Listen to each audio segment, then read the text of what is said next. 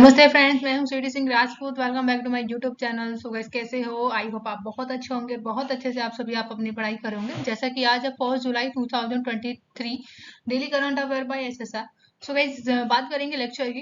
तो लेक्चर जो है गाइस आपके ऑल कॉम्पिटिटिव एग्जाम के लिए सफिशिएंट होता है। हम सबसे पहले करते हैं यहाँ पे quick revision and top 10 question लेंगे विद बैकग्राउंड इन्फॉर्मेशन के साथ। एंड वीडियो के लास्ट में हम डिस्कस करते हैं डे ऑफ द वर्ड। तो प्लीज आप वीडियो के लास्ट तक बने रहिएगा, क्योंकि आज का जो सेशन है बहुत ज्यादा इंटरेस्टिंग रहने वाला है। ये लेक्चर आप सभी को बायलैंग्वेज मिलता है हिंदी प्लस इंग्लिश में।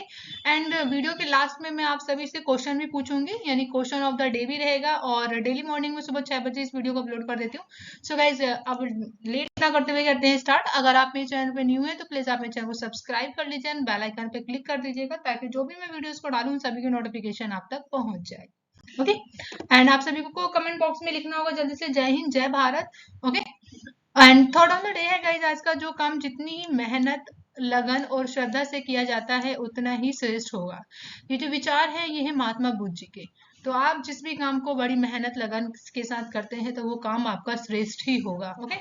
एंड अब कर लेते हैं यहाँ पे क्विक रिवीजन। तो फर्स्ट क्वेश्चन है आप सभी के सामने, राष्ट्रीय सांख्यिकी दिवस कब मनाया गया? तो 29 जून को मनाया जाता है। वैश्विक प्रतिस्पर्धा सूचकांक 2023 में भारत किस स्थान पर रहा है? तो भारत जो है 40वें स्थान पर रहा है। वही नेक्स्ट क्वेश्चन है third, QS world university ranking में कौन सी यूनिवर्सिटी जो है शीर्ष पर रही है? तो एमआईटी जो यूनिवर्सिटी है वो शीर्ष पर रही है अमेरिका की। तो आप सभी को फुल फॉर्म बतानी होगी मुझे। ओके, कमेंट बॉक्स में जरूर कमेंट करके बताइएगा कि एमआईटी की फुल फॉर्म क्या है।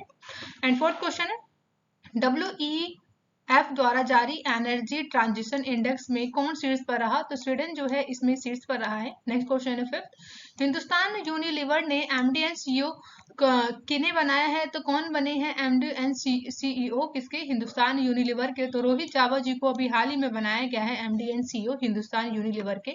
नेक्स्ट क्वेश्चन है सिक्स, किस राज्य सरकार ने गो हत्या के खिलाफ ऑपरेशन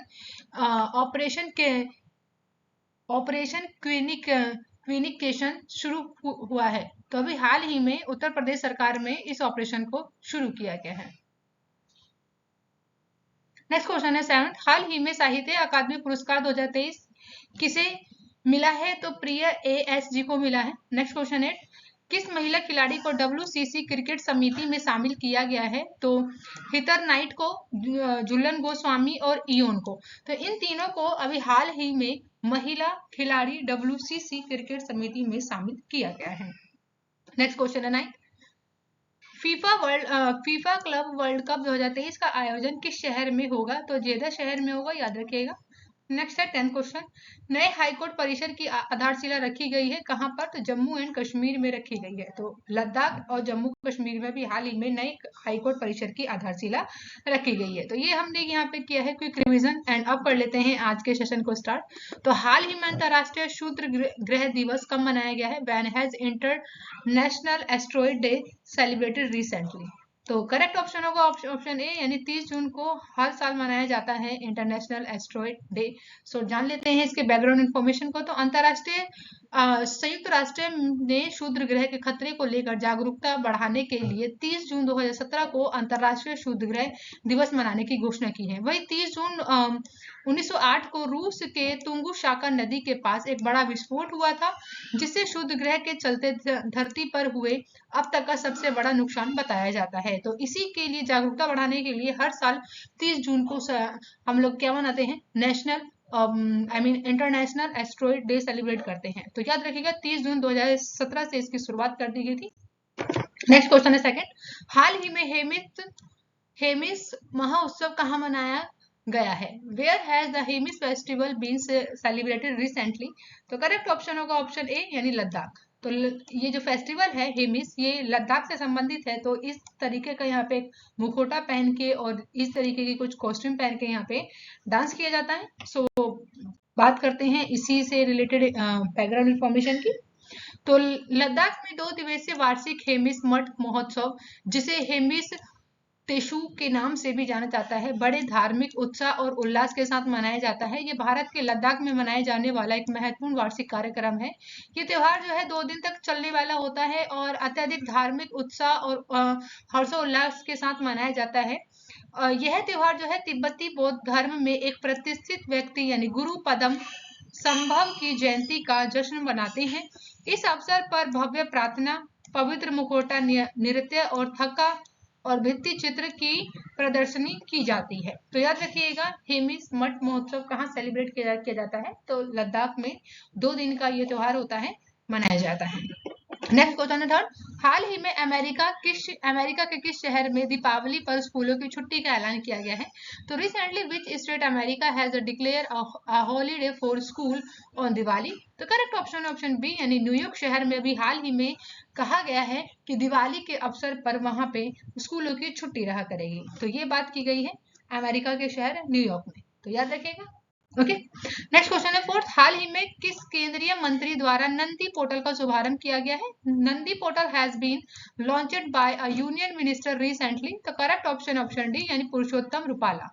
तो ऑप्शन डी इज करेक्ट है, यानी पुरुषोत्तम रूपाला जी के द्वारा भी हाल ही में नंदी पोर्टल का शुभारंभ किया गया है। बैकग्राउंड इन्फॉर्मेशन को जानेंगे यहाँ पे।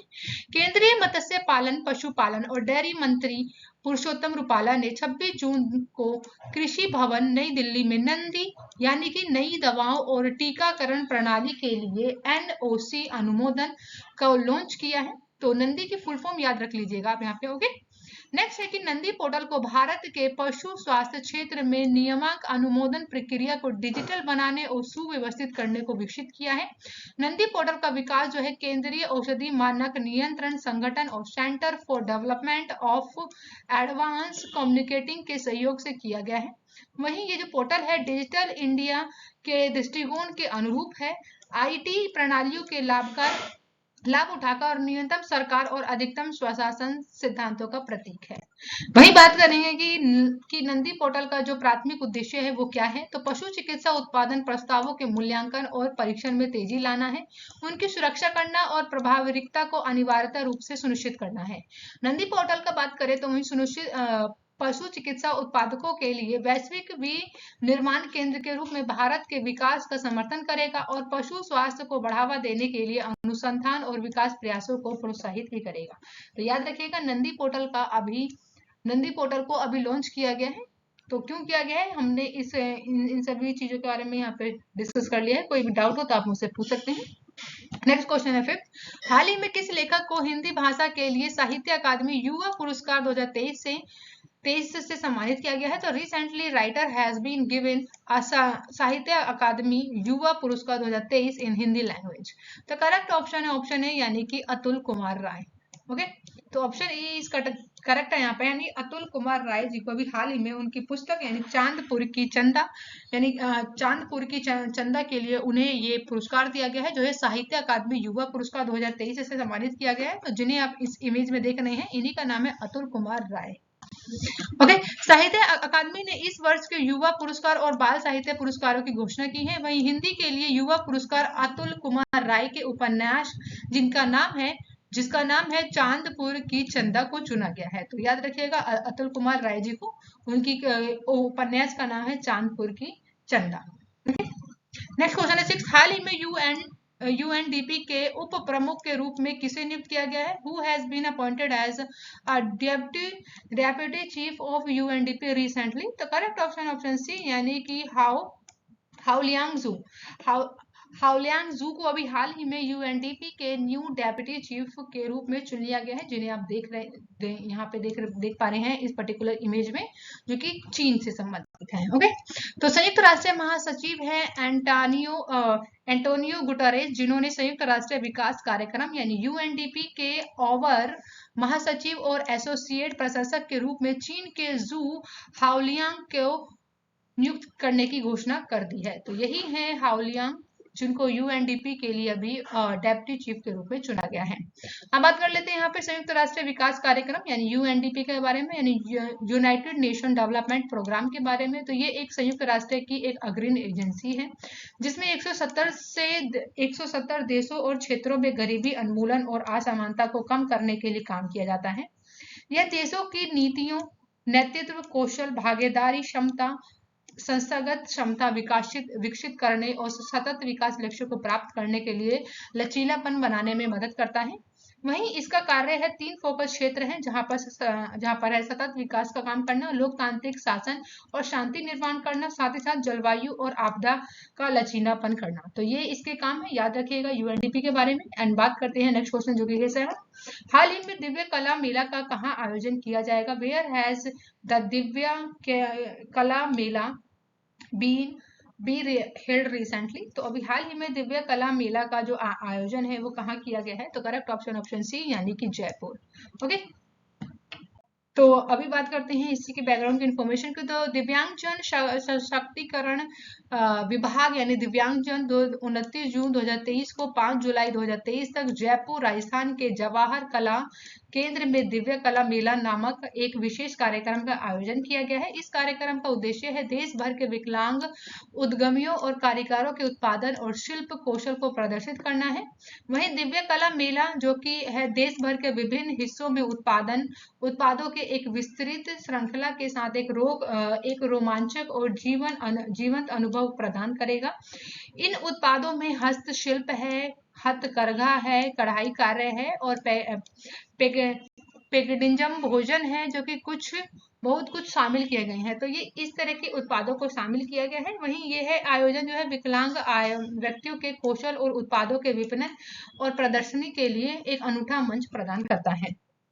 विकलांग व्यक्तियों के सशक्तिकरण विभाग में यह जो है पहल विकलांग लोगों को आर्थिक सशक्तिकरण की दिशा में एक प्रयास किया गया है, जो कि जयपुर राजस्थान के दिव्य कला मेला 2022 में शुरू की गई थी। यह जो है श्रृंखला जो है छठा आयोजन है, जिसके पिछले संस्करण जो हुए थे दिल्ली में, मुंबई में, भोपाल में और गुवाहाटी, इंदौर में आयोजित किए गए हैं। वहीं लगभग 20 राज्यों में केंद्रीय शासित प्रदेशों के लगभग 100 दिव्यांग कारीगर, कलाकार और उद्यमी कार्यक्रम में भाग लेंगे और अपने उत्पाद और कौशल को पेश भी करेंगे।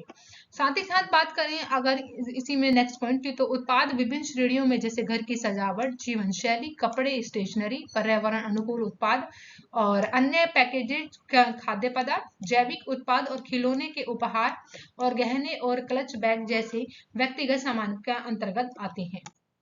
ओके, डिस्कस करते हैं नेक्स्ट क्वेश्चन, जो कि 8 है। हाल ही में किसने सीनियर महिला राष्ट्रीय फुटबॉल चैंपियनशिप जीती है? Who has recently won the senior women national football championship? तो अभी हाल ही में तमिलनाडु ने जीता है, तो ऑप्शन सी इज करेक्ट होगा। तो तमिलनाडु ने अभी सीनियर महिला राष्ट्रीय फुटबॉल चैंपियनशिप को अपने नाम कर लिया है। ओके, याद रखिएगा। नेक्स्ट क्वेश्चन है 9। हाल ही में प्रधानमंत्री मोदी ने कहा 70वीं भारतीय सहकारी कांग्रेस का उद्घाटन करेंगे? तो where will Prime Minister Narendra Modi encourage the 7th Indian Cooperative Congress recently? तो करेक्ट ऑप्शन है ऑप्शन ए, यानी कि नई दिल्ली में अभी हाल ही में जो है प्रधानमंत्री नरेंद्र मोदी जी हैं, वो अभी हाल ही में भारतीय सहकारी कांग्रेस का उद्घाटन करेंगे। ओके, तो बैकग्राउंड की इंफॉर्मेशन की बात करेंगे। प्रधानमंत्री नरेंद्र मोदी जो है 1 जुलाई को नई दिल्ली के प्रगति मैदान में 17वीं भारतीय सहकारी कांग्रेस का उद्घाटन करने वाले हैं। भारतीय सहकारी कांग्रेस अमृतकाल जीवंत भारत के लिए सहयोग के माध्यम से समृद्ध विषय के 2 दिवसीय कार्यक्रम का एक आयोजन है। कांग्रेस की अध्यक्षता केंद्रीय गृह एवं सहकारिता मंत्री अमित शाह करेंगे, तो याद रखिएगा। अब बात कर लेते हैं भारतीय राष्ट्रीय सहकारी संघ के बारे में। ओके, तो national cooperative union of India के बारे में जानते हैं। तो ये एक भारत के संपूर्ण सहकारी आंदोलन का प्रतिनिधित्व करने वाला एक शीर्ष संगठन है, जिसकी स्थापना 1929 में अखिल भारतीय सहकारी संस्था संघ के रूप में की गई थी। वहीं भारतीय प्रांतीय सहकारी बैंक संघ के अखिल भारतीय सहकारी संस्था संघ के साथ विलय के माध्यम से भारतीय सहकारी संघ के रूप में पुनर्गठित किया गया था। 1961 में इसका वर्तमान नाम भारतीय राष्ट्रीय सहकारी संघ रखा गया। इसकी अपनी स्थापना के बाद NCUI वही भारत में सहकारी आंदोलन में सबसे आगे रहा था, एक पथ प्रदर्शक के रूप में कार्य भी किया था। तो ये इंपॉर्टेंट बातें थी, बेसिक बातें हैं, आपको पता होना चाहिए। एंड अब डिस्कस करते हैं इसे सेशन के आज के वीडियो का लास्ट लास्ट क्वेश्चन है, हाल ही में टीएस सहदेव किस राज्य के नए उप मुख्यमंत्री बने हैं? तो recently TS Singhdeo has been become the new deputy chief minister of which state? तो पर्टिकुलर को आप यहाँ पे यहाँ पे जो इमेज है तो इन्हें तो आप समझ ही गए होंगे देख के कि हम कौन से राज्य की बात कर रहे हैं। तो बिल्कुल सही सोच रहे हैं आप सब, यानी छत्तीसगढ़। तो छत्तीसगढ़ के अभी हाल ही में बने हैं उप मुख्यमंत्री, और जिनके ऊपर मैंने अभी सर्कल किया है उनका नाम है भूपेश बघेल, जो कि छत्तीसगढ़ के कौन है, सीएम है, यानी कि वो यहाँ के चीफ मिनिस्टर है। और इन्हें अभी हाल ही में बनाया गया है छत्तीसगढ़ के उप मुख्यमंत्री के रूप में, जिनका नाम है टीएस सिंहदेव। तो याद रखिएगा ये है भूपेश बघेल, जिनको आप पर्टिकुलर सर्कल में देख रहे हैं। ओके, और ये बन गए हैं अभी हाल ही में उप मुख्यमंत्री, जिनका नाम है टीएस सिंहदेव। ओके, अब बात कर लेते हैं यहाँ पे छत्तीसगढ़ के बारे में। तो छत्तीसगढ़ को जो गठन किया गया था वो 1 नवंबर 2000 को किया गया था। सीएम मैंने बताया ही है अभी आप लोगों को, यानी भूपेश बघेल जी हैं। और गवर्नर की बात करें तो विश्व भूषण हरिश्चंद्र जो है यहाँ के कौन है, गवर्नर है। और कैपिटल आप सभी को पता ही होगा कि रायपुर जो है छत्तीसगढ़ की कैपिटल है। तो याद रखिएगा, इंपॉर्टेंट और बिल्कुल बेसिक हो जाती है। आज का जो वर्ड है वो वर्ड है क्रियोसिस। क्रियोसिस का मीनिंग होता है धनी, यानी आप इसको यूज कर सकते हो अ वेरी रिच मैन। ठीक है, मीनिंग में हम क्या समझ सकते हैं, अ वेरी रिच मैन, यानी कि वो आदमी बहुत ज्यादा धनी है, अमीर है। तो क्रियोसिस का मीनिंग क्या होता है, अ वेरी रिच मैन, यानी बहुत ज्यादा धनी होना। ठीक है, तो इस वर्ड के ऊपर आप सभी को मेक द सेंटेंस बनाना होगा और कमेंट बॉक्स में जरूर कमेंट कीजिएगा। ओके, एंड अब यहाँ पे है क्वेश्चन ऑफ द डे। तो क्वेश्चन ऑफ द डे है, हाल ही में हिंदुस्तान यूनिलीवर के एमडी एंड सीईओ कौन बने हैं? तो आप सभी को कमेंट बॉक्स में जरूर बताना है कि एमडी एंड सीईओ कौन बने हैं। ठीक है, हिंदुस्तान यूनिलीवर के। तो आप सभी को कमेंट बॉक्स में बताना है। And thank you for watching guys, मिलते हैं नेक्स्ट वीडियो में। Bye bye and take care guys, आप अपने बहुत ज्यादा ध्यान रखिएगा। ओके।